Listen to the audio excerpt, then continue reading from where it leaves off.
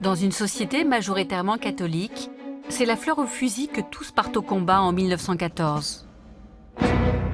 Cette guerre, qui devait se terminer en quelques semaines, va durer 4 ans. Les poilus s'enlisent dans une guerre des tranchées. 1,5 million d'entre eux vont tomber sur le champ de bataille. À proximité de Verdun, la terre garde encore les traces de l'une des zones les plus meurtrières. À moitié enterrés, les poilus vivent sous les bombardements. Ils souffrent de la soif, de la faim et de la boue. Des prêtres soldats figurent parmi les combattants.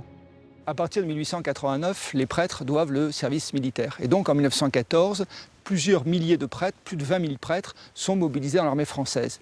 La plupart servent comme des soldats et servent dans les tranchées, combattent dans les tranchées. Beaucoup sont infirmiers ou brancardiers, mais ils sont en première ligne, souvent, exposant leur vie.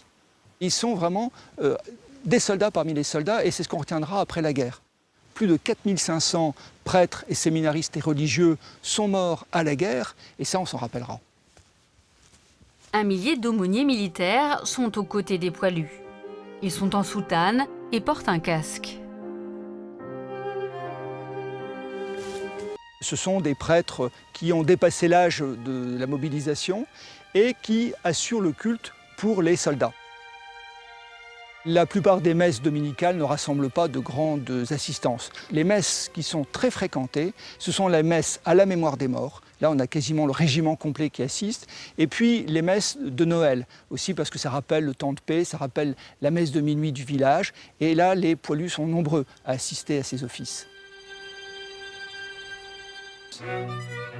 À l'arrière, les paroissiens se mobilisent. Ils s'impliquent dans des œuvres au profit des combattants. Des religieuses servent dans les hôpitaux militaires.